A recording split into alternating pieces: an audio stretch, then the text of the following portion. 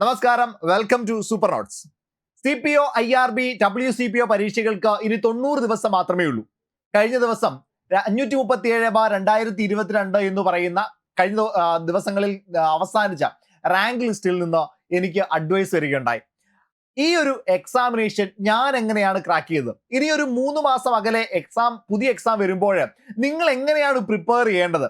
ഞാൻ വളരെ കുറഞ്ഞ സമയം കൊണ്ട് ഒരു 3 മാസത്തെ എഫേർട്ട് കൊണ്ടാണ് എനിക്ക് CPO റാങ്ക് ലിസ്റ്റിന്റെ ഭാഗമാകാൻ കഴിഞ്ഞതും ഈ അഡ്വൈസിലേക്ക് ഞാൻ അടുത്തതും. അപ്പം നിങ്ങൾക്ക് എങ്ങനെ പ്രിപ്പയർ ചെയ്താൽ ഈ ഒരു എക്സാമിനേഷൻ വളരെ കുറഞ്ഞ സമയം കൊണ്ട്, അതായത് ഇനിയുള്ള 90 ദിവസം കൊണ്ട് എഫക്റ്റീവ് ആയിട്ട് എങ്ങനെയാണ് ക്രാക്ക് ചെയ്യാനായിട്ട് പറ്റുക, അതിന് ഞാൻ ഉപയോഗിച്ചിരുന്ന ടിപ്പുകൾ എന്തൊക്കെയാണ്, ആ ടിപ്പുകൾ നിങ്ങൾക്ക് എങ്ങനെയാണ് ഉപയോഗപ്പെടാനായിട്ട് പോകുന്നത്, അതിന് ഏത് രീതിയിലാണ് നിങ്ങൾ വിനിയോഗിക്കേണ്ടത്, ഈ കാര്യങ്ങളാണ് നമ്മൾ ഈ ഒരു സെഷനിലൂടെ ഉദ്ദേശിക്കുന്നത്. തീർച്ചയായിട്ടും ഇത് ഒരു വിന്നിംഗ് ആയിട്ടുള്ള വീഡിയോ ആയിരിക്കും. ഇതിൽ നിന്ന് നിങ്ങൾക്ക് ഒരുപാട് ആഡ് ഓണുകൾ ആഡ് ചെയ്യാനായിട്ട് പറ്റും, നിങ്ങളുടെ പഠനത്തെ കുറച്ചുകൂടി ബൂസ്റ്റ് ചെയ്യാനായിട്ട് പറ്റും. കാരണം എൻ്റെ അനുഭവത്തിൽ നിന്നാണ് ഞാൻ പറയുന്നത്. എനിക്ക് കഴിഞ്ഞ ദിവസം അഡ്വൈസ് ആയി, ആ ഒരു സന്തോഷ വാർത്ത ഞാൻ നിങ്ങളെ അറിയിക്കുന്നു. അതിനോടൊപ്പം തന്നെ എങ്ങനെയാണ് എനിക്ക് അഡ്വൈസ് കിട്ടിയത്, അതിലേക്ക് ഞാൻ എങ്ങനെയാണ് നടന്നെടുത്തത് എന്നുള്ള കാര്യം നിങ്ങളുമായിട്ട് ഷെയർ ചെയ്യുകയും അത് നിങ്ങൾക്ക് ഉപകാരപ്പെടുകയും ചെയ്യട്ടെ എന്നതായിരുന്നു എൻ്റെ ഈ ഒരു വീഡിയോയുടെ ലക്ഷ്യം. എല്ലാവരുടെയും ഒരിക്കൽ കൂടി ഒരു സെഷനിലേക്ക് സ്വാഗതം ചെയ്യുന്നു. അതായത് മക്കളെ, എനിക്ക് നിങ്ങളോട് പറയാനുള്ളത്, ഞാൻ KP3യുടെ ഭാഗമായിരുന്നു. 537/2022 എന്ന് പറയുന്ന റാങ്ക് ലിസ്റ്റിൽ നിന്നാണ് ഞാൻ അഡ്വൈസ് നേടിയിട്ടുള്ളത്. എനിക്ക് നിങ്ങൾക്ക് പറഞ്ഞു തരാനുള്ള, ഞാൻ ഫോളോ ചെയ്തിരുന്ന 90 ദിവസം കൊണ്ട് റാങ്ക് ലിസ്റ്റിന്റെ ഭാഗമാകാനായിട്ട് എനിക്ക് കഴിഞ്ഞതിൻ്റെ ഏറ്റവും പ്രധാനപ്പെട്ട പോയിന്റ്സ് ആണ് ഞാൻ ഇവിടെ എഴുതിയിരിക്കുന്നത്. ഇതിലൂടെയാണ് ഞാൻ ആക്ച്വലി ഈ കുറഞ്ഞ സമയം കൊണ്ട് ഈ എക്സാമിനേഷൻ ക്ലിയർ ചെയ്യാനായിട്ട് എനിക്ക് പറ്റിയത്. മക്കളെ, ഇത് കൃത്യമായിട്ട് നിങ്ങൾ ഫോളോ ചെയ്യുകയാണെങ്കിൽ നിങ്ങൾക്കും ഇത് സാധിക്കുന്നത് മാത്രമാണ്. എന്തൊക്കെയാണ് ആ കാര്യങ്ങൾ? ഒന്നാമത്തെ പോയിന്റ് എന്ന് പറയുന്നത് ടൈം ടേബിൾ ആണ്. ഒരു വ്യക്തമായിട്ടുള്ള ടൈം ടേബിൾ ഉണ്ടെങ്കിൽ നിങ്ങളുടെ പഠനം പകുതി നിങ്ങൾ പിന്നിട്ടു എന്ന് പറയാൻ കഴിയും. ആ ടൈം ടേബിൾ അനുസരിച്ച് നിങ്ങൾ ഓരോ വിഷയത്തെയും, നിങ്ങൾ ഇടുന്ന പ്രപ്പോർഷൻ, നിങ്ങൾ ഇടുന്ന രീതി, ഇതൊക്കെ ഈ ഒരു ടൈം ടേബിളിലേക്ക് കൊണ്ടുവരികയാണെങ്കിൽ, അതായത് പ്രയോറിറ്റി ബേസ് ചെയ്തുകൊണ്ട് ഏറ്റവും കൂടുതൽ മാർക്ക് സ്കോർ ചെയ്യാനുള്ള ചാൻസസ് നോക്കിക്കൊണ്ട് ഇമ്പോർട്ടൻ്റ് ആയിട്ടുള്ള ടോപ്പിക്കുകൾ എടുത്തു വെച്ചുകൊണ്ട് പഠിക്കുകയാണെങ്കിൽ രസകരമായി അടിപൊളിയായിട്ട് നമുക്ക് ഈ പ്രിപ്പറേഷൻ കൊണ്ടുപോകാൻ പറ്റും. അതിലുപരി നിങ്ങൾ ആലോചിച്ച് നോക്കുകയും, എത്ര പ്രയാസമുള്ള ആണെങ്കിലും ആസ്വദിച്ചാണ് നമ്മൾ ആ കാര്യം ചെയ്യുന്നതെങ്കിൽ നമുക്ക് ആ ഒരു കാര്യം വളരെ എളുപ്പത്തിൽ പഠിക്കാനായിട്ട് പറ്റും. ഇതൊരു ടൈം ടേബിൾ ബേസിലാകുമ്പോൾ ഓരോ കാര്യങ്ങളും എപ്പോഴാണ് ചെയ്യേണ്ടതെന്നുള്ളതിന് ഒരു അടുക്കും ചിട്ടയും ഇട്ട് നമ്മൾ സെറ്റ് ചെയ്യണം. ഒന്ന് ആലോചിച്ച് നോക്കുകയും എത്രത്തോളം അടിപൊളിയായിരിക്കും അത്. മക്കളെ, നിങ്ങൾ ആദ്യം ചെയ്യേണ്ടത്, നിങ്ങൾക്ക് ഈ ഞാൻ നേടിയതുപോലെ വളരെ കുറഞ്ഞ സമയം കൊണ്ട് റാങ്ക് ലിസ്റ്റിനുള്ളിൽ എത്തി ഒരു അഡ്വൈസ് കൈപ്പറ്റി ജോലിയുടെ ഭാഗമാകണമെന്ന് നിങ്ങൾ ലക്ഷ്യം വെക്കുന്നുണ്ടെങ്കിൽ, കാക്കി നിങ്ങളുടെ സ്വപ്നമാണ് എങ്കിൽ, സമൂഹത്തിന്റെ കാവലാളാകുവാനായിട്ട് നിങ്ങൾ റെഡി ആണെങ്കിൽ, മക്കളെ, നിങ്ങൾ തീർച്ചയായിട്ടും ഫോളോ ചെയ്തോ. നിങ്ങൾക്ക് ഇത് ഉറപ്പായിട്ടും എന്ത് ചെയ്യും, ഉപകാരപ്പെടും. അതിൽ ഒന്നാമത്തെ കാര്യം മക്കളെ, നിങ്ങൾ ആദ്യം ചെയ്യേണ്ടത് 90 ദിവസത്തേക്ക് നിങ്ങളൊരു ലോങ് ടേം സ്റ്റഡി പ്ലാൻ ഇന്ന് തന്നെ നിങ്ങൾ സെറ്റ് ചെയ്യണം. എന്താണ്? 90 ദിവസത്തേക്ക് ഒരു ലോങ് ടേം സ്റ്റഡി പ്ലാൻ നിങ്ങൾ സെറ്റ് ചെയ്യണം. അതായത് ഓരോ ദിവസവും ഞാൻ ഇന്ന കാര്യങ്ങളാണ് ചെയ്യാൻ പോകുന്നതെന്ന് മുൻകൂട്ടി നിങ്ങൾ എന്ത് ചെയ്യണം, സെറ്റ് ചെയ്ത് വെക്കണം. ഓക്കെ, 90 ദിവസങ്ങളിൽ ഒന്നാം ദിവസം ഇതാണെന്ന് തുടങ്ങി 90-ാം ദിവസം എത്തുമ്പോഴത്തേക്കും നിങ്ങൾ എന്ത് ചെയ്യണം, നിങ്ങളുടെ മുഴുവൻ സിലബസിലെ ഏറ്റവും ഇമ്പോർട്ടൻറ്റ്, ഞാൻ ഇനി ഓരോ സബ്ജക്റ്റും എങ്ങനെ പ്രിപ്പയർ ചെയ്യണമെന്ന് ഞാൻ മുന്നോട്ട് പറയുന്നുണ്ട്. ഈ വീഡിയോ മുഴുവൻ നിങ്ങൾ സ്കിപ്പ് ചെയ്യാതെ കാണണം. ഇത് നിങ്ങളെ എക്സാം പ്രിപ്പയർ ചെയ്യുന്നവരിലേക്ക് എല്ലാം നിങ്ങൾ എത്തിച്ചു കൊടുക്കണം. ഇതൊരു വലിയ വാല്യൂ അഡീഷൻ ഉള്ള ഒരു സെഷനാണ്, നിങ്ങൾ മനസ്സിലാക്കുക. അപ്പൊ ടൈം ടേബിൾ സെറ്റ് ചെയ്യുമ്പോൾ നിങ്ങൾ, ഞാൻ ഇനി പറയാൻ പോകുന്ന കാര്യം കൂടി വെച്ചിട്ട് വേണം നിങ്ങൾ ഈ long term study plan set ചെയ്യാൻ. ഇത് കൃത്യമായിട്ട് നിങ്ങൾ നോക്കുക. നിങ്ങൾ ഒരാഴ്ചയിലെ 6 ദിവസങ്ങൾ നിങ്ങൾ അലോട്ട് ചെയ്യുക. ഓരോ ദിവസവും പഠനത്തിന് വേണ്ടി മാറ്റിവെക്കുക. ദെൻ ഞായറാഴ്ച ദിവസം നിങ്ങൾക്ക് ചെറിയൊരു ബ്രേക്ക്, നിങ്ങളുടെ ആത്മീയ കാര്യങ്ങൾ എന്തെങ്കിലും ഉണ്ടെങ്കിൽ അത്തരം കാര്യങ്ങൾ, അല്ലെങ്കിൽ ഒന്ന് ഫ്രീ ആവാൻ വേണ്ടിയുള്ള കുറച്ച് കാര്യങ്ങൾ ചെയ്യുക. ബാക്കിയുള്ള സമയത്ത് നിങ്ങൾ ഒരു ഫുൾ ലെങ്ത് ടെസ്റ്റ് ചെയ്യാനായിട്ട് നിങ്ങൾ മാറ്റിവെക്കുക. ഓക്കെ, അങ്ങനെ 7-ാം ദിവസം ഞായറാഴ്ച ഒരു ഫുൾ ലെങ്ത് ടെസ്റ്റ് ചെയ്യാൻ വേണ്ടി നിങ്ങൾ മാറ്റിവെക്കണം. റിവിഷൻ ചെയ്യുന്ന കാര്യം ഞാൻ ഇവിടെ പറഞ്ഞിട്ടില്ല, അതെങ്ങനെയാണ് ചെയ്യേണ്ടതെന്നുള്ളത് ഞാൻ മുന്നോട്ട് വരുമ്പോൾ നിങ്ങൾക്ക് പറഞ്ഞുതരും കേട്ടോ. നിലവിൽ ഓർത്ത് വെക്കുക, 6 ദിവസം നിങ്ങൾ പഠിക്കാനായിട്ടുള്ള ഓരോരോ ടോപ്പിക്കിൽ അടങ്ങുന്ന എന്ത് ചെയ്യുക, സമയത്തെ ക്രമീകരിച്ചുകൊണ്ട് സെറ്റ് ചെയ്യുക. ദെൻ 7-ാം ദിവസമായിട്ടുള്ള സൺഡേ ആണ്, നിങ്ങൾ മൺഡേ ആണ് സ്റ്റാർട്ട് ചെയ്യുന്നതെങ്കിൽ സൺഡേ എത്തുമ്പോഴത്തേക്കും നിങ്ങളൊരു പകുതി സമയം എന്ത് ചെയ്യുക, നിങ്ങൾ റിഫ്രഷ്മെന്റിന് വേണ്ടി യൂസ് ചെയ്യുക, നിങ്ങളൊന്ന് ഫ്രീ ആവാൻ വേണ്ടി യൂസ് ചെയ്യുക. ദെൻ അതിനുശേഷം എന്ത് ചെയ്യുക, ഒരു ഫുൾ ലെങ്ത് ടെസ്റ്റ്, ഒരു 100 മാർക്കിന് ടെസ്റ്റ് ചെയ്യണം. അവിടെ തെറ്റിയതെല്ലാം നിങ്ങൾ ആ ദിവസം തന്നെ എന്ത് ചെയ്യണം, പഠിക്കണം. ഇതായിരുന്നു എൻ്റെ ഒന്നാമത്തെ സ്ട്രാറ്റജി. 90 ദിവസത്തെ സ്റ്റഡി പ്ലാൻ ഉണ്ട്, ഒരാഴ്ച ഞാൻ സെറ്റ് ചെയ്തിട്ടുണ്ട്. ആ ഒരാഴ്ചയിൽ എന്തൊക്കെ കാര്യങ്ങൾ ഓരോ ദിവസം പഠിക്കണമെന്ന് സെറ്റ് ചെയ്തിട്ടുണ്ട്. അതനുസരിച്ചിട്ട്, അതായത് ഇപ്പൊ പൊളിറ്റി ആണെങ്കിൽ, കോൺസ്റ്റിറ്റ്യൂഷൻ ആണെങ്കിൽ, കോൺസ്റ്റിറ്റ്യൂഷൻ ഇന്ന ടോപ്പിക്ക് ഇന്ന ദിവസം ഞാൻ തീർക്കും, മുൻകൂട്ടി ഞാൻ നിശ്ചയിച്ച് വെച്ചിരിക്കാം. മുന്നോട്ട് പോകുമ്പോൾ എനിക്ക് അതനുസരിച്ച് എന്ത് ചെയ്താൽ മതി, പ്ലാൻ ചെയ്താൽ മതി. ഞാൻ അങ്ങനെയായിരുന്നു പ്രിപ്പയർ ചെയ്തത്. എന്നിട്ട് 7ാം ദിവസമായിട്ടുള്ള സൺഡേ ഞാൻ എന്ത് ചെയ്യുമായിരുന്നു, ഞാനൊരു ഹാഫ് ഡേ ബ്രേക്ക് എടുക്കും. ഓക്കെ, ഹാഫ് ഡേ ബ്രേക്ക് എടുക്കും. ഞാൻ റിഫ്രഷ് ചെയ്യും, നന്നായിട്ട് ഞാൻ ആഘോഷിക്കും. ആഘോഷിച്ചതിന് ശേഷം എന്ത് ചെയ്യും, വീണ്ടും സൺഡേ അടുത്ത ഹാഫ് ഡേയിൽ ഒരു 100 മാർക്കിന്റെ എക്സാം ഫുൾ ലെങ്ത് ടെസ്റ്റ് ചെയ്യും. ആ ടെസ്റ്റ് ചെയ്തതിന് ശേഷം അതിലെ തെറ്റ് വന്നതെല്ലാം കുത്തിയിരുന്ന് പഠിക്കും. അങ്ങനെ ആ ഒരു ദിവസത്തെ ക്രമീകരിക്കും. ദെൻ നിങ്ങൾ ഒരു short term time table set ചെയ്യുക. രണ്ടാമത്തെ കാര്യമാണ് ഷോർട്ട് ടൈം ടൈം ടേബിൾ. അത് ഡെയിലി ടൈം ടേബിൾ ആണ്. ഇന്ന് ഞാൻ എന്താണ് ചെയ്യാൻ പോകുന്നത്, അതായത് ഞാൻ ഒരു ലോങ് ടൈം ടൈം ടേബിൾ ചെയ്തിട്ടുണ്ട്. അതിപ്പം മെയ് മാസം 1-ാം തീയതി ആണെന്ന് വിചാരിച്ചോളൂ. ഓക്കെ, മെയ് മാസം 1-ാം തീയതി ലോങ് ടൈം ടൈം ടേബിൾ ഉണ്ട്. അവിടെ ഞാൻ മാത്സിന്റെ 2 ടോപ്പിക്ക് തീർക്കുമെന്ന് എഴുതിയിട്ടുണ്ട്. ദെൻ ഇംഗ്ലീഷിന്റെ ഒരു 2 ടോപ്പിക്ക് തീർക്കുമെന്ന് എഴുതിയിട്ടുണ്ട്. ദെൻ കോൺസ്റ്റിറ്റ്യൂഷൻ ഒരു ടോപ്പിക്ക് തീർക്കുമെന്ന് എഴുതിയിട്ടുണ്ട്. ഓക്കെ അല്ലേ? ഇതിനെ ഞാൻ എന്ത് ചെയ്യും, ഡെയിലി ടൈം ടേബിളിലേക്ക് സെറ്റ് ചെയ്യും. അവിടെ ഞാൻ എന്ത് ചെയ്യുന്നു, ഞാനൊരു 10 മണിക്കൂർ എടുക്കുകയാണ്, അല്ലെങ്കിൽ ഞാനൊരു 6 മണിക്കൂർ എടുക്കുകയാണ്. എത്ര മണിക്കൂറാണോ പഠിക്കാനുള്ള സമയം അത് എടുക്കുകയാണ്. ആ ഒരു ടൈമിലേക്ക് ഞാൻ എന്ത് ചെയ്യുന്നു, ഓരോ ടൈമിലേക്കും ഇതിനെ അലോക്കേറ്റ് ചെയ്യുന്നു. ക്ലിയർ അല്ലടാ, സെറ്റ് അല്ലേ? അങ്ങനെ ഡെയിലി ടൈം ടേബിൾ സെറ്റ് ചെയ്യാം. അപ്പോൾ ഇന്ന ദിവസം രാവിലെ 5:30 ആവുമ്പോൾ ഞാൻ എഴുന്നേക്കും, അല്ലെങ്കിൽ 4:30 ആവുമ്പോൾ ഞാൻ എഴുന്നേക്കും. എന്നിട്ട് ഞാൻ പഠിച്ചു തുടങ്ങും. ഇന്ന ക്ലാസ്സുകൾ ഞാൻ കണ്ടു തീർക്കും, ഇന്ന ടോപ്പിക്കിൽ ഞാൻ പഠിച്ചു തീർക്കും, ഇന്ന ടെസ്റ്റുകളാണ് ഞാൻ ചെയ്യാൻ പോകുന്നത്. ആ ഒരു ടൈം ടേബിൾ നിങ്ങൾക്ക് സെറ്റ് ചെയ്യാനായിട്ട് പറ്റും. ഇനി നിങ്ങൾക്ക് സ്വന്തമായിട്ട് ടൈം ടേബിൾ സെറ്റ് ചെയ്യാനായിട്ട് പറ്റില്ലെങ്കിൽ നമ്മുടെ ബാച്ചിന്റെ ഭാഗമായി കഴിഞ്ഞാൽ അവിടെ നിങ്ങൾക്ക് ടൈം ടേബിൾ കിട്ടും. ഓക്കെ, ഡെയിലി ടൈം ടേബിൾ കിട്ടും, ഒരു വീക്ക്ലി ടൈം ടേബിൾ കിട്ടും. അതനുസരിച്ച് പ്രിപ്പയർ ചെയ്യാനായിട്ട് പറ്റും. ഒരിക്കൽ കൂടി പറയുകയാണ്, ബാച്ചിലേക്ക് ജോയിൻ ചെയ്യണമെങ്കിൽ 8281223366 എന്ന് പറയുന്ന നമ്പറിലേക്ക് വിളിച്ചാൽ നിങ്ങൾക്ക് ബാച്ചിലേക്ക് ജോയിൻ ചെയ്യാൻ പറ്റും. ഓക്കെ, ഞാൻ എൻ്റെ ഇടയ്ക്ക് പറഞ്ഞേ ഉള്ളൂ, ബാക്കിയിലേക്ക് പോകാം. അപ്പോൾ ഒരു ഡെയിലി ടൈം ടേബിൾ നിങ്ങൾക്ക് സെറ്റ് ചെയ്യാനായിട്ട് പറ്റും. ഇനിയും ഇവിടെ നിങ്ങൾക്ക് വേണ്ട ഒരു സംഗതി, അപ്പോൾ നിങ്ങൾ ടൈം ടേബിൾ ഒക്കെ സെറ്റ് ചെയ്തു, നിങ്ങൾക്ക് ഇവിടെ വേണ്ട ഒരു സംഗതി എന്ന് പറയുന്നത് കൃത്യമായിട്ടുള്ള ഒരു മെന്ററിംഗ് ആണ്. അമൽ സാറാണ് എന്നെ കൃത്യമായിട്ട് ഗൈഡ് ചെയ്തത്, എങ്ങനെയാണ് എക്സാമിലേക്ക് പോകേണ്ടതെന്നുള്ള കാര്യങ്ങളൊക്കെ എനിക്ക് അമൽ സാർ പറഞ്ഞു. ഞാൻ കൃത്യമായിട്ടുള്ള ഇടവേളകൾ അമൽ സാറിനെ വിളിക്കുമായിരുന്നു, വിളിച്ച് ശല്യപ്പെടുത്തുമായിരുന്നു. നിങ്ങളിൽ പലരും ഇപ്പോൾ അമൽ സാറിനെ വിളിക്കുന്നുണ്ട്. അപ്പോൾ ഞാൻ ചിന്തിക്കും, ഞാനും പണ്ട് എന്ത് ചെയ്തിട്ടുണ്ട്, അമൽ സാറിനെ വിളിച്ചിട്ടുണ്ട്, അമൽ സാർ എനിക്ക് കാര്യങ്ങൾ പറഞ്ഞു തന്നിട്ടുണ്ട്, ഇങ്ങനെ പ്രിപ്പയർ ചെയ്യണം, ഈ രീതിയിൽ നീ പ്രിപ്പയർ ചെയ്യും, അങ്ങനെയാണെങ്കിൽ നിനക്ക് നല്ലൊരു മാർക്ക് സ്കോർ ചെയ്യാനായിട്ട് പറ്റുമെന്ന് ഇടയ്ക്കിടയ്ക്ക് അമൽ സാർ പറഞ്ഞു തരുമായിരുന്നു. അപ്പോൾ ആ രീതിയിലാണ് ഞാനും എൻ്റെ ടൈം ടേബിൾ സെറ്റ് ചെയ്തിട്ടുള്ളത്.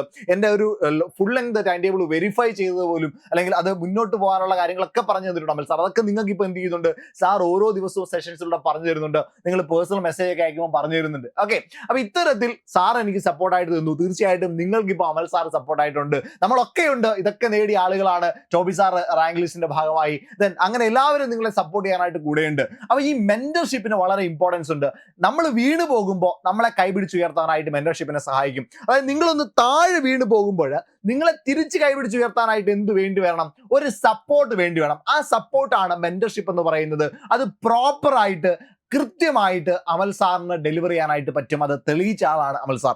ദെൻ അതിനുശേഷം ഡെയിലി പ്രോപ്പർ സ്റ്റഡിയാണ്. ഓക്കെ, ഡെയിലി നിങ്ങൾ പഠിക്കണം, എല്ലാ ദിവസവും നിങ്ങൾ പഠിക്കണം. അതിനോടൊപ്പം എല്ലാ ദിവസവും നിങ്ങൾ റിവൈസ് ചെയ്യണം. ഞാൻ മുമ്പേ പറഞ്ഞില്ല, റിവിഷൻ്റെ കാര്യം പറയാമെന്ന്. നിങ്ങൾ എല്ലാ ദിവസവും പഠിക്കണം, നിങ്ങൾ എല്ലാ ദിവസവും റിവൈസ് ചെയ്യണം, എല്ലാ ദിവസവും പ്രാക്ടീസ് ചെയ്യണം. ഇതായിരുന്നു എൻ്റെ സ്ട്രാറ്റജി. അതായത് ഞാൻ റിവിഷന് വേണ്ടി വേറൊരു ദിവസം മാറ്റി വെച്ചില്ല, ഞാൻ പ്രാക്ടീസിന് വേണ്ടി വേറൊരു ദിവസം മാറ്റി വെച്ചില്ല, എല്ലാം ഞാൻ ഒരു ദിവസം ഉൾപ്പെടുത്തി. എന്തുകൊണ്ടാണെന്ന് അറിയാമോ? നമ്മളിപ്പം 5 ദിവസം പഠിക്കുകയാണ്. ഓക്കെ, വെള്ളിയാഴ്ച വരെ പഠിച്ചു, എന്നിട്ട് ശനിയാഴ്ചയും ഞായറാഴ്ചയും റിവിഷന് വേണ്ടി ഇടും. ആക്ച്വലി എന്താ സംഭവിക്കുന്നത് അറിയാമോ? ശനിയാഴ്ച വേറെ എന്തെങ്കിലും പരിപാടി വരും, ഞായറാഴ്ച വേറെ എന്തെങ്കിലും പരിപാടി വരും, നമ്മൾ എന്ത് ചെയ്തില്ല, റിവൈസ് ചെയ്യത്തില്ല. ക്ലിയർ അല്ലേ? പകരം എന്ത് ചെയ്യുക, ഡെയിലി റിവിഷൻ വെക്കുക. അതായത് നിങ്ങൾക്ക് ഇപ്പം ഒരു 6 മണിക്കൂറാണ് പഠിക്കാനായിട്ട് കിട്ടുന്നതെങ്കിൽ 6 മണിക്കൂർ പഠിക്കാൻ, നിങ്ങൾക്ക് വീഡിയോ ക്ലാസ് ഒക്കെ കാണുന്നതല്ലാതെ, നമ്മുടെ ക്ലാസ്സുകളൊക്കെ കാണുന്നതല്ലാതെ നിങ്ങൾക്ക് ഒരു 6 മണിക്കൂറാണ് പഠിക്കാനായിട്ട് കിട്ടുന്നതെങ്കിൽ നിങ്ങൾ അതിലെ ഒരു 3.5 മണിക്കൂർ പഠനത്തിന് വേണ്ടി മാറ്റിവെക്കുക. പ്യുവർ ആയിട്ടുള്ള പുതിയ കാര്യങ്ങൾ പഠിക്കാനായിട്ട് നിങ്ങൾ ഒരു 3.5 മണിക്കൂർ മാറ്റിവെക്കുക. ക്ലിയർ അല്ലേ? ദെൻ അതിനുശേഷം നിങ്ങൾ എന്ത് ചെയ്യണമെന്ന് അറിയാമോ? ഒരു 1.5 മണിക്കൂർ നിങ്ങൾ എന്ത് ചെയ്യണം, ഒരു 1.5 മണിക്കൂർ നിങ്ങൾ റിവിഷന് വേണ്ടി മാറ്റിവെക്കണം. അതായത് ഒരു ദിവസം നിങ്ങൾ പഴയ പഠിച്ചൊരു ടോപ്പിക് എടുത്ത് എന്ത് ചെയ്യുക, റിവൈസ് ചെയ്യുക. നിങ്ങൾ 3.5 മണിക്കൂർ പഠിക്കുക, 1.5 മണിക്കൂർ പണ്ട് പഠിച്ച് റിവൈസ് ചെയ്യുക. റിവൈസ് ചെയ്യുമ്പോൾ നിങ്ങൾ വാരി വലിച്ച് റിവൈസ് ചെയ്യേണ്ട, ഏറ്റവും ഇമ്പോർട്ടൻ്റ് ആയിട്ടുള്ള നട്ട്ഷെല്ലുകൾ ഉണ്ടല്ലോ, അത് മാത്രം നിങ്ങൾ റിവൈസ് ചെയ്താൽ മതി. ഞാൻ അങ്ങനെയായിരുന്നു ചെയ്തുകൊണ്ടിരുന്നത്. ദെൻ അതിനുശേഷം എന്ത് ചെയ്യുക, ഇപ്പൊ തന്നെ നിങ്ങൾക്ക് എത്ര സമയമായി? ഏകദേശം നിങ്ങൾക്ക് ഒരു 5 മണിക്കൂറായി. പിന്നെ ഒരു 1 മണിക്കൂറുണ്ട്. ആ 1 മണിക്കൂർ നിങ്ങൾ പ്രാക്ടീസ് ചെയ്യുക. അവിടെ നിങ്ങൾ കുറച്ച് ക്വസ്റ്റ്യൻസ്, അതായത് ഒരു 5 ക്വസ്റ്റ്യൻസ് GK-യിൽ നിന്ന്, ഒരു 5 ക്വസ്റ്റ്യൻസ് മാത്സിൽ നിന്ന്, 5 ക്വസ്റ്റ്യൻസ് ഇംഗ്ലീഷിൽ നിന്ന്, 5 ക്വസ്റ്റ്യൻസ് മാത്സിൽ നിന്ന് ഡെയിലി എന്ത് ചെയ്യുക, പ്രാക്ടീസ് ചെയ്യാം. അപ്പൊ ഡെയിലി നിങ്ങൾ പ്രാക്ടീസ് ചെയ്ത് പോകുന്നു. എന്നിട്ട് സൺഡേ നിങ്ങൾക്ക് എന്ത് ചെയ്യാൻ പറ്റും, 100 മാർക്കിന്റെ എക്സാം ചെയ്യാനായിട്ട് പറ്റും. ക്ലിയർ അല്ലേ? അങ്ങനെ ഡെയിലി നിങ്ങൾ പഠിക്കുക, ഡെയിലി റിവൈസ് ചെയ്യുക, ഡെയിലി പ്രാക്ടീസ് ചെയ്യുക. ഇതായിരുന്നു എൻ്റെ സക്സസ് മന്ത്ര. എന്നെ വിജയത്തിലേക്ക് എത്തിച്ച, കുറഞ്ഞ സമയം കൊണ്ട് എനിക്ക് റാങ്ക് ലിസ്റ്റിന്റെ ഭാഗമാകാൻ കഴിഞ്ഞത് ഇതുകൊണ്ടാണ്. അപ്പൊ റിവിഷന് പ്രത്യേക സമയം കണ്ടെത്തേണ്ട, നമ്മൾ ഡെയിലി എന്ത് ചെയ്യുന്നുണ്ട്, റിവൈസ് ചെയ്ത് പോകുന്നുണ്ട്. ദെൻ ഇമോഷണൽ ബാലൻസ് എന്ന് പറയുന്നത് വളരെ പ്രത്യേകതയുള്ള ഒരു കാര്യമാണ്. നമ്മൾ എപ്പോഴും നിങ്ങൾ പഠിച്ചുകൊണ്ടിരിക്കുമ്പോൾ ഞാൻ എപ്പോഴും എന്ത് ചെയ്യും, ഇമോഷണലി ഡിപ്പായി പോകും, ഇമോഷണലി താണു പോകും. ആ ഇമോഷണലി താണു പോകുമ്പോഴാണ് നമ്മളുടെ കൂടെ ആളുണ്ടാവേണ്ടത്. ഓക്കെ, നമ്മൾ നന്നായി പഠിക്കുമ്പോൾ നമ്മൾ നന്നായി പഠിക്കുന്നു, നമ്മൾ വീണ് പോകുമ്പോൾ തിരിച്ചുയർത്താനായിട്ട് നമ്മുടെ ആൾ വേണം. തീർച്ചയായിട്ടും സൂപ്പർ നോട്ട്സ് അതിന് ഉപകാരപ്പെടുന്നുണ്ട്. അന്ന് അമൽ സാർ എന്നെ എന്ത് ചെയ്തു, ആ ഒരു കാര്യത്തിൽ ഒരുപാട് ഹെൽപ്പ് ചെയ്തു. കൃത്യമായിട്ടുള്ള മോട്ടിവേഷൻസ് സാർ എനിക്ക് തന്നിട്ടുണ്ട്. ക്ലിയർ അല്ലേ? അപ്പൊ ഞാൻ ഇതിലൂടെയാണ് എന്ത് ചെയ്തിട്ടുള്ളത്, ഈ പറയുന്ന എക്സാമിനേഷൻ ക്ലിയർ ചെയ്ത് അതിനോടൊപ്പം തന്നെ ഇപ്പൊ അഡ്വൈസിലേക്ക് ഞാൻ എത്തിയിട്ടുള്ളത്. നിങ്ങളും എന്ത് ചെയ്യുക, എനിക്ക് പറയാനുള്ളത്, നിങ്ങൾക്ക് എല്ലാവർക്കും ഒരു പക്ഷേ ഇതിൽ അങ്ങോട്ടും ഇങ്ങോട്ട് മാറ്റം വന്നേക്കാം, നിങ്ങൾ പഠിക്കുന്ന സമയത്തിൽ മാറ്റം വന്നേക്കാം, നിങ്ങൾ പ്രിപ്പയർ ചെയ്യുന്ന രീതികളിൽ മാറ്റം വന്നേക്കാം, എന്തുമായിക്കോട്ടെ. പക്ഷെ ഈ കാര്യങ്ങൾ, ഞാൻ ഈ പറഞ്ഞ ഇത്രയും സംഗതികൾ നിങ്ങളുടെ പ്രിപ്പറേഷനിൽ ഉണ്ട് എന്ന് നിങ്ങൾ ഉറപ്പുവരുത്തിയാൽ നിങ്ങൾ പാതി വിജയിച്ചു. ഉറപ്പായിട്ട് 90 ദിവസം കൊണ്ട് നിങ്ങൾക്ക് എന്ത് ചെയ്യാനായിട്ട് പറ്റും, ഈ ഒരു എക്സാമിനേഷൻ ക്ലിയർ ചെയ്യാനായിട്ട് പറ്റുമെന്നുള്ളതിന് യാതൊരുവിധ സംശയവും എന്തില്ല, എനിക്കില്ല. ക്ലിയർ അല്ലേ? സെറ്റാണല്ലോ? ഞാൻ പറഞ്ഞ ആശയങ്ങൾ നിങ്ങൾക്ക് മനസ്സിലായി. ഞാനിവിടെ പറയാനായിട്ട് പോകുന്ന പ്രധാനപ്പെട്ട കാര്യം, നിങ്ങളുടെ എക്സാമിനേഷൻ സിലബസ് ഇതാണ്. ഓക്കെ, സിലബസ് ഇത്രയും സിലബസ് ആണ് നിങ്ങൾക്ക് പഠിക്കാനായിട്ടുള്ളത്. ഈ ഒരു സിലബസിൽ തന്നെ നമ്മൾ നോക്കിയാൽ അറിയാം, 5 മാർക്കിന് ചരിത്രമാണ്, 5 മാർക്കിന് ഭൂമിശാസ്ത്രമുണ്ട്, എക്കണോമിക്സ് 5 മാർക്കുണ്ട്, 8 മാർക്ക് ഇന്ത്യൻ ഭരണഘടനയാണ്, 3 മാർക്ക് കേരളം ഭരണവും ഭരണ സംവിധാനവും, 4 മാർക്ക് ജീവശാസ്ത്രം പൊതുവിജ്ഞാനമാണ്, 3 മാർക്ക് ഫിസിക്സ്, 3 മാർക്ക് രസതന്ത്രം, ദെൻ 4 മാർക്ക് കലാകായികം സാംസ്കാരിക കാര്യങ്ങൾ, ദെൻ 10 മാർക്ക് വരുന്നത് ആനുകാലികമാണ്, ദെൻ ലഘുഗണിതം മാനസിക ശേഷി 10 mark, English 10 mark, Malayalam 10 mark, 20 മാർക്കിന്റെ സ്പെഷ്യൽ ടോപ്പിക്. ഇതാണ് സിലബസ്. ഓക്കെ, ഇനി ഈ സിലബസ് മുഴുവനായിട്ട് നിങ്ങൾ പഠിക്കാനായിട്ട് പോകുമ്പോൾ അവിടെ തന്നെ ഒരു സെലക്റ്റീവ് സ്റ്റഡിക്ക് ഇമ്പോർട്ടൻസ് ഉണ്ട്. ഓക്കെ, നിങ്ങൾ സിലബസിനെ ഒന്ന് ഡിറൈവ് ചെയ്ത് സെലക്റ്റീവ് ആയിട്ട് സ്റ്റഡി ചെയ്യണം. ഞാൻ അങ്ങനെയാണ് സ്റ്റഡി ചെയ്തത്. അതായത് മുഴുവനായിട്ട് വാച്ച് ചെയ്തിട്ട് എനിക്ക് ഫേവർ ആയിട്ടുള്ളതും അൺഫേവർ ആയിട്ടുള്ളതും തിരിച്ചാണ് ഞാൻ എന്ത് ചെയ്തത്, പ്രിപ്പറേഷൻ കൊണ്ടുപോയത്.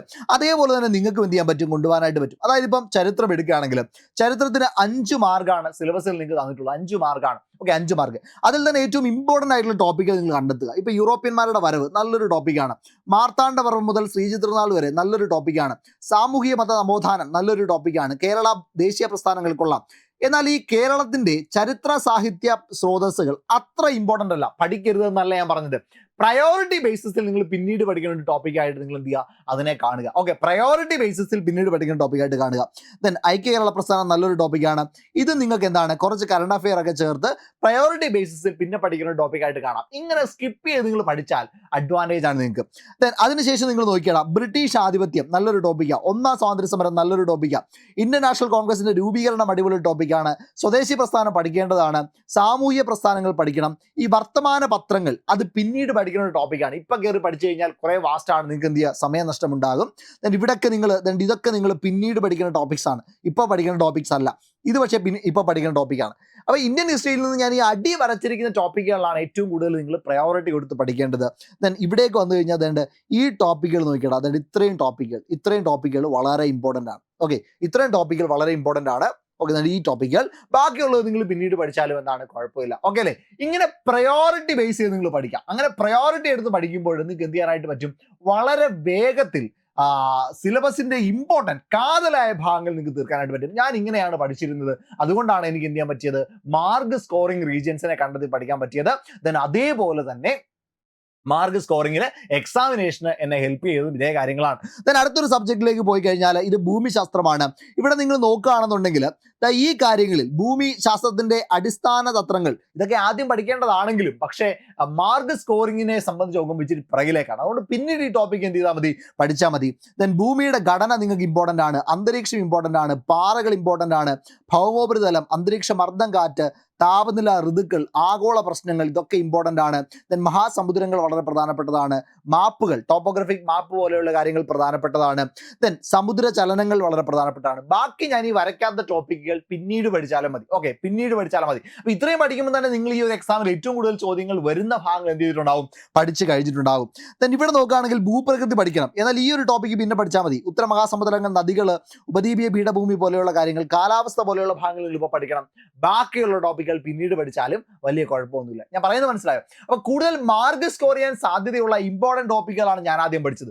അങ്ങനെ പഠിച്ചപ്പോൾ എനിക്ക് എന്ത് ചെയ്യാൻ പറ്റി, മാർക്ക് പരീക്ഷയ്ക്ക് കൂടുതലായിട്ട് വരുന്ന ഭാഗങ്ങൾ വളരെ വേഗത്തിൽ കവർ ചെയ്യാനായിട്ട് എന്ത് ചെയ്തു, എനിക്ക് സാധിച്ചു. ഇനി അടുത്തൊരു സബ്ജക്റ്റിലേക്കാണ് നിങ്ങൾ പോകുന്നതെങ്കിൽ, ഇപ്പം കേരളമാണെങ്കിലും ഇതേപോലെ തന്നെ ഭൂപ്രകൃതി പഠിക്കുക, ദെൻ നദികൾ, കാലാവസ്ഥ, സ്വാഭാവിക സസ്യപ്രകൃതി, ഇതുപോലുള്ള കാര്യങ്ങൾ ഇമ്പോർട്ടൻ്റ് ആയിട്ടുള്ളത് പഠിക്കാം.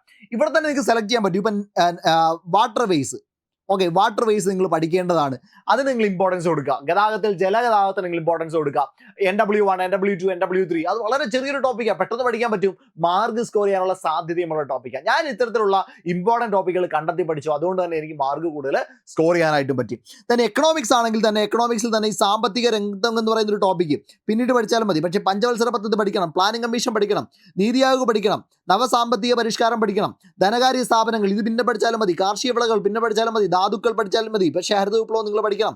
അപ്പോൾ ഇത്തരത്തിലുള്ള ഇമ്പോർട്ടൻറ്റ് ടോപ്പിക്സിനെ ഐഡന്റിഫൈ ചെയ്യുമ്പോൾ സിലബസിനെ കുറച്ചുകൂടി ചുരുക്കാൻ പറ്റും, വേഗത്തിൽ നിങ്ങൾക്ക് എന്ത് ചെയ്യാൻ പറ്റും, പഠിച്ചു തീർക്കാൻ പറ്റും. അതിനുശേഷം ഒരു അവസാന സമയമൊക്കെ എത്തുമ്പോഴത്തേക്ക് ബാക്കിയുള്ള ടോപ്പിക്കുകൾ കൂടി എന്ത് ചെയ്യുക, പ്രയോറിറ്റി. അപ്പോൾ ആദ്യം കുറേ പഠിച്ചു കഴിയുമ്പോൾ നമുക്ക് എക്സാമുകൾ ചെയ്യുമ്പോൾ മാർക്ക് കൂടുതൽ സ്കോർ ചെയ്യാനായിട്ട് പറ്റും. ഞാൻ പറയുന്ന ഐഡിയ നിങ്ങൾക്ക് കൺവേ ആകുന്നുണ്ടെന്ന് തോന്നുന്നു. തന്നെ നമ്മുടെ ഭരണഘടനയാണെങ്കിൽ നിങ്ങൾ ഇത് മുഴുവൻ പഠിക്കണം, കാരണം 8 മാർക്കിന് ടോപ്പിക്കാണ്, ആ 8 മാർക്കിന് പ്രാധാന്യമുണ്ട്. അതുകൊണ്ട് തന്നെ ഭരണഘടനയിൽ ഒരൊറ്റ സ്കിപ്പില്ല, നിങ്ങൾ മുഴുവൻ പഠിക്കുക. 8 മാർക്ക് നിങ്ങൾക്ക് അവിടെ നിന്ന് എന്ത് ചെയ്യാൻ പറ്റണം, സ്കോർ ചെയ്യാൻ പറ്റണം എന്നുള്ളതാണ്. ദെൻ ഇവിടെ 3 മാർക്കേ ഉള്ളൂ. ഇവിടെ ഇമ്പോർട്ടൻ്റ് ആയിട്ടുള്ള ടോപ്പിക്ക് മാത്രം നിങ്ങൾ പഠിച്ചാൽ മതി. ഞാൻ പറഞ്ഞുതരാം. ഒന്ന്, വിവിധ കമ്മീഷൻ നിങ്ങൾ നോക്കി പോകണം. ഓക്കെ, നിങ്ങൾക്ക് മാർക്ക് കിട്ടും. കമ്മീഷനുകൾ നിങ്ങൾ നോക്കി പോവുക. ദെൻ അതിനുശേഷം ഭരണഘടനാ സ്ഥാപനങ്ങൾ നിങ്ങൾ നോക്കി പോവുക, നിങ്ങൾക്ക് അവിടെ നിന്ന് എന്ത് ചെയ്യും, മാർക്ക് കിട്ടും. അപ്പം വിവിധ കമ്മീഷനുകൾ, ഭരണഘടനാ സ്ഥാപനങ്ങൾ നിങ്ങൾ നോക്കുക, ദുരന്ത നിവാരണ അതോറിറ്റി നിങ്ങൾ നോക്കുക, തണ്ണീർത്തട സംരക്ഷണം നോക്കുക. ബാക്കിയുള്ള കാര്യങ്ങളെ ഒന്ന് ഇമ്പോർട്ടൻ്റ് ആയിട്ടുള്ള കാര്യങ്ങൾ മാത്രം പഠിച്ചിട്ട് പോകാം. ഓക്കെ, വെറുതെ വാരി വലിച്ച് മുഴുവൻ വായിക്കാൻ നിൽക്കുക. അത് ഏറ്റവും ഇമ്പോർട്ടൻ്റ് ആയിട്ടുള്ള നട്ഷെൽ മാത്രം, നിയമങ്ങളുടെ വർഷങ്ങളോ അല്ലെങ്കിൽ അത് ഇമ്പോർട്ടൻ്റ് ആയിട്ടുള്ള പ്രൊവിഷനുകളോ ഇങ്ങനെയുള്ളത് മാത്രം എന്ത് ചെയ്താൽ മതി, കേരള ഭരണത്തിൽ നോക്കിയാൽ മതി. ബാക്കിയുള്ള കാര്യങ്ങൾ ആദ്യം ഞാൻ പറഞ്ഞത് നോക്കരുതെന്നല്ല കേട്ടോ, ബാക്കിയുള്ള കാര്യങ്ങൾ നോക്കരുതെന്നല്ല. ഒരു മെയിൻ റാങ്കിലേക്ക് എത്തണമെങ്കിൽ നിങ്ങൾ എല്ലാം നോക്കണം. പക്ഷേ ആദ്യം തീർക്കേണ്ട കാര്യങ്ങളാണ് ഞാൻ പറഞ്ഞത്. ഞാൻ ചെയ്തത് ആദ്യം എന്ത് ചെയ്തു, ഇത്തരം കാര്യങ്ങളൊക്കെ തീർത്തു, പിന്നീടാണ് ബാക്കിയുള്ള കാര്യങ്ങൾ ചെയ്തത് എന്നാണ് ഞാൻ പറഞ്ഞത്. ദെൻ അടുത്ത് നോക്കിയടാ, ബയോളജി. കുറേ ആളുകൾക്ക് ബയോളജി നല്ല ഇഷ്ടമായിരിക്കും, ചില ആളുകൾക്ക് ബയോളജി ഒട്ടും ഇഷ്ടമായിരിക്കില്ല. 4 മാർക്കിന്റെ കണ്ടന്റ് ആണ്, 4 മാർക്കിന്റെ ടോപ്പിക്കാണ്. ഇവിടെ തന്നെ നിങ്ങളറിയാം, ആദ്യം പഠിക്കാൻ പറ്റുന്നതാണ് വൈറ്റമിൻസ്, അല്ലേ? സിമ്പിൾ ടോപ്പിക്കാണ്, പെട്ടെന്ന് പഠിക്കാൻ പറ്റും. സാംക്രമിക രോഗങ്ങൾ, രോഗകാരികൾ പെട്ടെന്ന് പഠിക്കാൻ പറ്റും. ആരോഗ്യക്ഷേമ പദ്ധതികൾ, ഇത് കറണ്ട് അഫെയറിനെ ബേസ് ചെയ്തുകൊണ്ട് പഠിക്കാൻ പറ്റും. കറണ്ട് അഫെയറിന് 20 മാർക്കുണ്ട്. ആ 20 മാർക്കിൽ 1 മാർക്ക് ഇവിടെ നിന്നുകൂടി എന്ത് ചെയ്യാൻ പറ്റും, സ്കോർ ചെയ്യാൻ പറ്റും. ദെൻ ജീവിതശൈലി രോഗങ്ങൾ ഇമ്പോർട്ടൻ്റ് ആണ്. അപ്പോൾ ഇത്രയും കാര്യങ്ങൾ നിങ്ങൾ ഇമ്പോർട്ടൻ്റ് ആയിട്ട് ബയോളജിയിൽ നിന്ന് ആദ്യം പഠിച്ചു തീർക്കുക. ബാക്കിയുള്ള ടോപ്പിക്ക് പുറകാലം എന്ത് ചെയ്യാൻ പറ്റും, നമുക്ക് പഠിക്കാൻ പറ്റും. ദെൻ ഭൗതിക ശാസ്ത്രം, ഇവിടെയാണെങ്കിലും ചലനം വളരെ ഇമ്പോർട്ടൻ്റ് ആയിട്ടുള്ള കാര്യമാണ്. പ്രകാശം ഇമ്പോർട്ടൻ്റ് ആണ്. ദെൻ ശബ്ദം ഇമ്പോർട്ടൻ്റ് ആണ്. താപം വളരെ ഇമ്പോർട്ടൻ്റ് ആയിട്ടുള്ള ഒരു ടോപ്പിക്കാണ്. പ്രവൃത്തി ഊർജ്ജം ലാസ്റ്റിലത്തെ 8 വളരെ വളരെ ഇമ്പോർട്ടൻ്റ് ആയിട്ടുള്ള ടോപ്പിക്കാണ്. അപ്പോൾ ഇത്തരം ടോപ്പിക്കുകൾക്ക് നിങ്ങൾ ആദ്യം ഇമ്പോർട്ടൻസ് കൊടുക്കുക, പഠിച്ചു തീർക്കുക. ദെൻ അതേപോലെ തന്നെ രസതന്ത്രത്തിലേക്ക് എത്തിയാലും ഈ 2ാമത്തേത് ഇമ്പോർട്ടൻ്റ് ആണ്, 3ാമത്തേത് ഇമ്പോർട്ടൻ്റ് ആണ്, ആദ്യത്തെ ആറ്റമൊക്കെ ഇമ്പോർട്ടൻ്റ് ആണ്. ഞാൻ പറയുന്നത് ആദ്യം നിങ്ങൾ എന്ത് ചെയ്യുക, ബാക്കിയുള്ള ടോപ്പിക്ക് പഠിക്കുക, പെട്ടെന്ന് പഠിച്ചു തീർക്കാൻ പറ്റുന്ന കാര്യങ്ങൾ ആദ്യം പഠിച്ചു തീർക്കുക. ഇപ്പം മൂലകങ്ങളുമായി ബന്ധപ്പെട്ടാണെങ്കിൽ പീരിയോഡിക് ടേബിളിനെ നന്നായിട്ടൊന്ന് അനലൈസ് ചെയ്യാൻ പറ്റി കഴിഞ്ഞാൽ നല്ല മാർക്ക് സ്കോർ ചെയ്യാൻ പറ്റും. പല പരീക്ഷകൾക്ക് അവിടെ നിന്നൊരു ചോദ്യം ഉറപ്പായിട്ടും വരാറുള്ളതാണ്. 3 മാർക്കാണ് ഈ 3 റീജിയണിൽ നിന്ന് എന്ത് ചെയ്യാൻ പോകുന്നത്, ചോദിക്കാനായിട്ട് പോകുന്നത്. സെറ്റാണ്.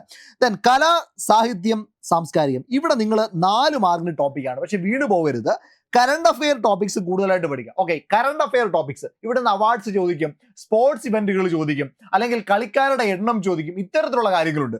അത്തരത്തിൽ CA റിലേറ്റഡ് ആയിട്ടുള്ള ടോപ്പിക്കുകൾക്ക് നിങ്ങൾ ഇമ്പോർട്ടൻസ് കൊടുക്കുക. ചവറ് പോലെ പഠിക്കേണ്ട. ഒളിമ്പിക്സ് ഇമ്പോർട്ടൻ്റ് ആണ്, നിങ്ങൾ കറണ്ട് അഫെയറുമായി ബന്ധപ്പെടുത്തി പഠിക്കുക.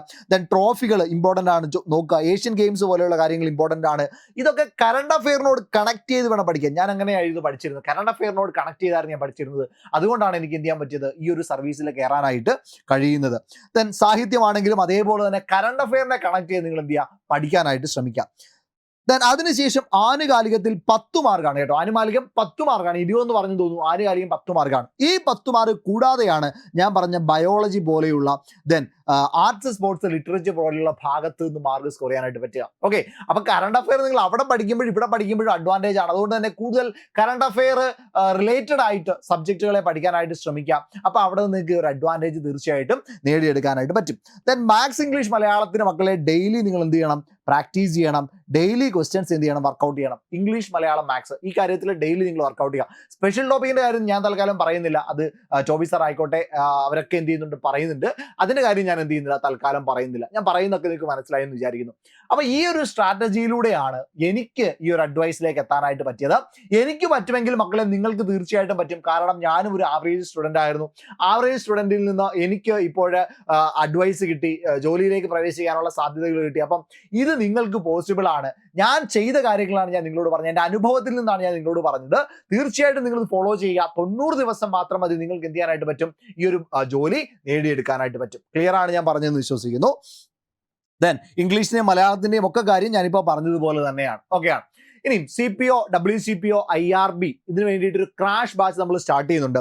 അതായത് 90 ദിവസമാണ് നമ്മുടെ മുൻപിൽ ഇനിയുള്ളത് നമുക്കറിയാം. ഈ 90 ദിവസം കൊണ്ട് ഈ എക്സാമിനേഷൻ നമുക്ക് ക്രാക്ക് ചെയ്യാൻ, ഈ എക്സാമിനേഷൻ നമ്മുടെ വരുതിയിലേക്ക് കൊണ്ടുവരാനായിട്ട് കഴിയുന്ന ഒരു അടിപൊളി ബാച്ചാണ് CPO, IRB അതേപോലെ തന്നെ WCPO. ഈ 3 വിഭാഗക്കാർക്കും നമ്മളെ ഈ ഒരു ബാച്ചിലേക്ക് വന്നു കഴിഞ്ഞാൽ നിങ്ങൾക്ക് നല്ലൊരു ബെനിഫിറ്റ് നേടിയെടുക്കാനായിട്ട് പറ്റും.